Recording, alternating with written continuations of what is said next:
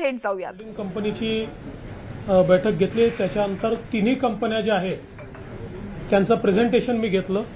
मेडाचे presentation मी घेतलं. एकूणच आत्ता हाती घेतलेले प्रोजेक्ट कुठले आहेत, त्याची प्रगती काय आहे, अडचणी काय आहेत, या सगळ्या गोष्टींचं आढावा हा त्या ठिकाणी मी समजून घेतला आहे. यामध्ये काही निर्णय देखील आम्ही घेतले. विशेषतः शेतकऱ्यांकरता 2 लाख सौर कृषी पंप हे टार्गेट आम्ही यावर्षीचं ठरवलेलं आहे.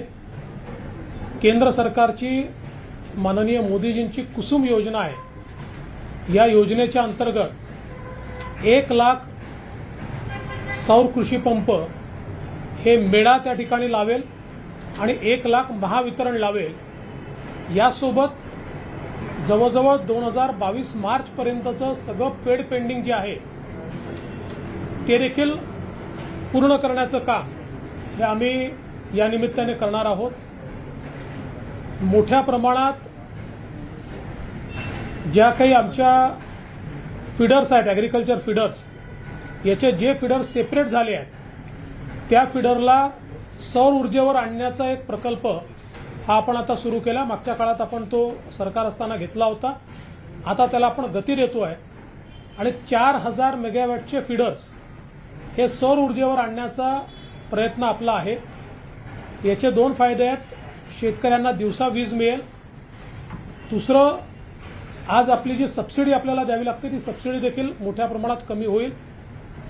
आणि याकरता आम्ही एक मॉडेल असं आणतोय की याला जी जमीन लागते ती जमीन देखील आम्ही शेतकऱ्याकडनं भाड्याने घेऊ, जेणेकरून त्याला आज जे काही शाश्वत उत्पन्न नाही आहे ते शाश्वत उत्पन्न त्या भाड्यातनं मिळेल. आणि सौर ऊर्जाचा प्रकल्प तिथे तयार झाल्यामुळे ते फीडर हे त्या ठिकाणी दिवसा वीज देईल आणि त्यातलं शेतकऱ्याच्या जमिनीची मालकी शेतकऱ्याचीच राहील. त्यामुळे ही देखील एक महत्वाकांक्षी योजना आम्ही हातामध्ये घेतलेली आहे.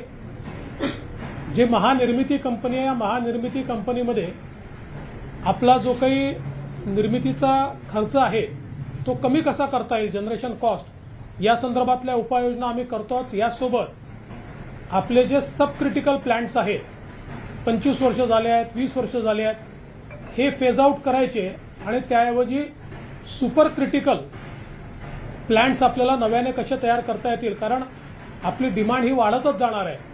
तर 2032-2034 ची डिमांड लक्षात घेऊन त्याचं प्लॅनिंग कसं करायचं या संदर्भातला विचार आपण केला आहे. यासोबत जी आपली महावितरण कंपनी आहे, या महावितरण कंपनीमध्ये विशेषतः जे काही आपण बिलांची वसुली करतो याच्यामध्ये जे काही घोळ आहेत, म्हणजे विशेषतः मीटरचे फोटो न काढणे, ॲव्हरेज बिल देणं, याच्याऐवजी योग्य प्रकारे त्याचं बिलिंग झालं पाहिजे, या संदर्भातली काही कारवाई करून आणि त्या संदर्भात लोकांना दिलासाही देता येईल आणि योग्य बिलिंग होईल, या संदर्भातल्या काही उपाययोजना आपण हातामध्ये घेतल्या आहेत. महापारेषण जी कंपनी आहे याच्या माध्यमातून मोठ्या प्रमाणात इन्फ्रास्ट्रक्चर आपण तयार करतो आहोत. या सगळ्या गोष्टींचा आढावा हा त्या ठिकाणी आपण घेतलेला आहे.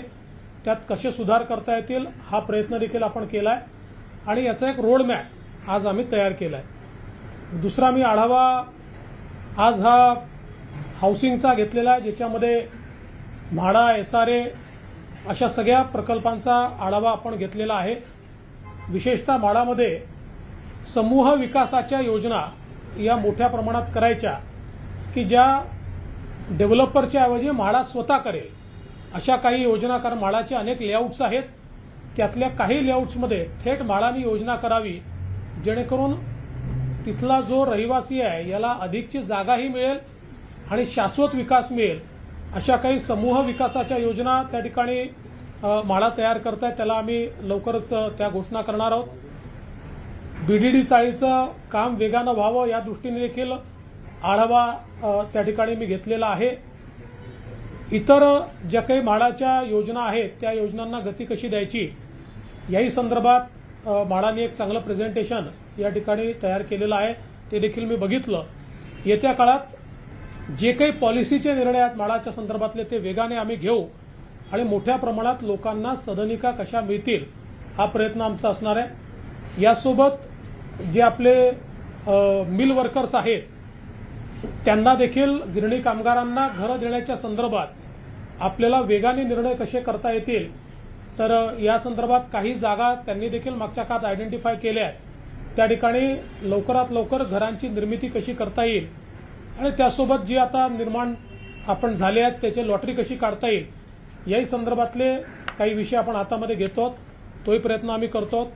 SRAच्या संदर्भात 68 योजना या आता ज्या बंद पडलेल्या आहेत त्याच्यामध्ये त्या योजना डेव्हलपरकडनं काढून त्या म्हाडाला ट्रान्सफर करायच्या अशा प्रकारचा निर्णय आम्ही घेतो।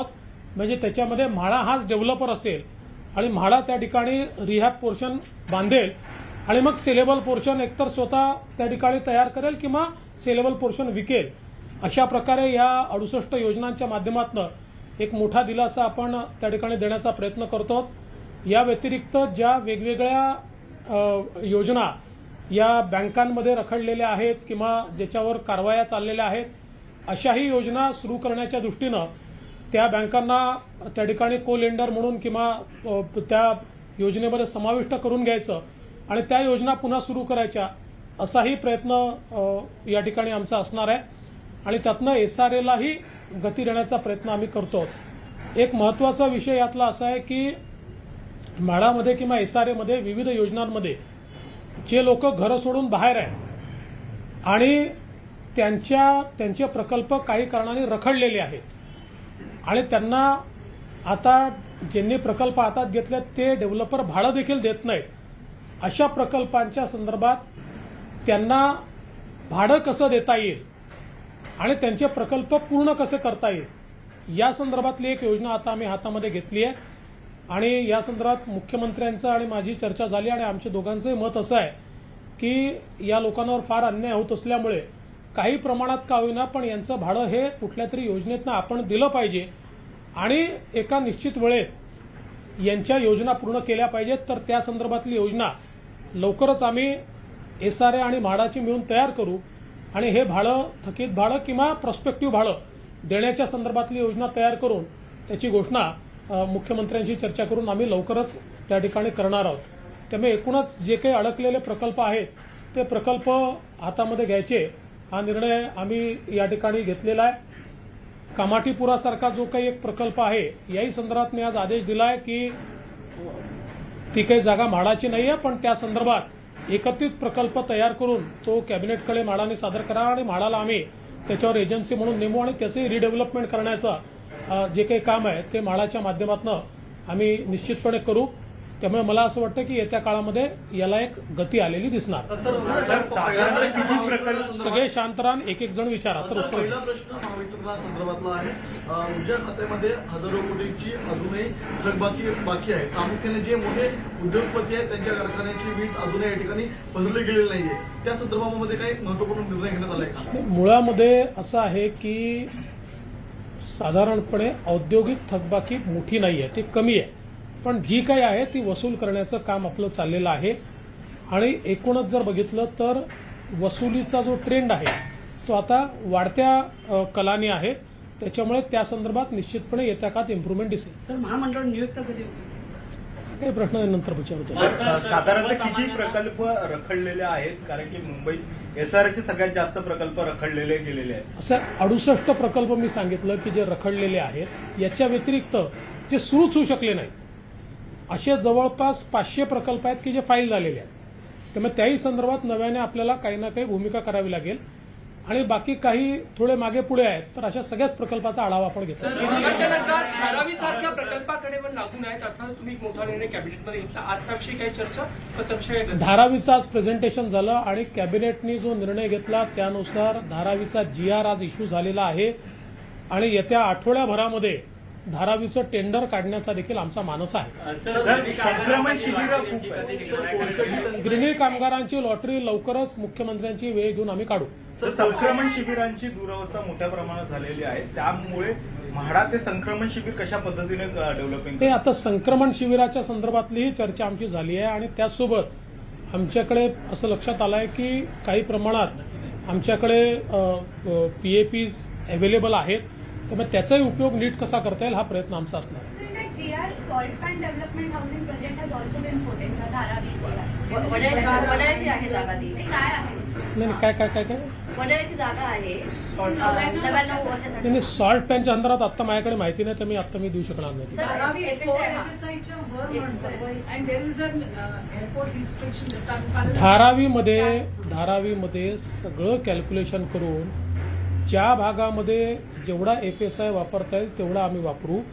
त्याच्यामुळे धारावी हा सिंगल प्रोजेक्ट आहे. जो भाग फनेलमध्ये येईल त्या ठिकाणी FSI वापरता येणार नाही, तर तो उर्वरित एरियात वापरता येईल म्हणून तो FSI दिलेला आहे. कारण त्याशिवाय तो प्रकल्प जो आहे तो प्रकल्प काही फिजिबल होणार नाही. कुठेही कुठल्याही जो काही आत्ता एअरपोर्टचे रिस्ट्रिक्शन आहे याचं उल्लंघन त्याच्यामध्ये होणार नाहीये. सर वीज महाराष्ट्रामध्ये शेतकऱ्यांच्या माझी जे ऊर्जा मंत्री होते नितीन राऊत त्यांनी आधी सांगितलं होतं माफी करून नंतर त्यांनी गुंजाव केला होता, तर तशी काही पॉलिसी आपण घेऊन येत आहे की सातत्याने असं आहे असा की बोलणं आम्ही होतं? अशी कुठली अनाउन्समेंट केलेली नाही.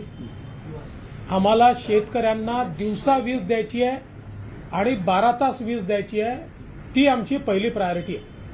सर ज्या पद्धतीने लव जिहादच्या मुद्द्यावरनं मोर्चा काढण्यात आला होता. लव जिहादचं प्रमाण महाराष्ट्रात मोठ्या प्रमाणात वाढलं आहे. भाजपच्या वतीने एक मोर्चा देखील काढण्यात होता. एका मुलीचा मृत्यू देखील या सगळ्या प्रकरणात झाल्याचं समोर येतं. हा जो विषय अतिशय गंभीर आहे, याच्यावर काही आमची चर्चा चालली आहे. आज त्या विषयावर मी बोलणार नाही, योग्य वेळ त्या विषयावर मी बोलेन.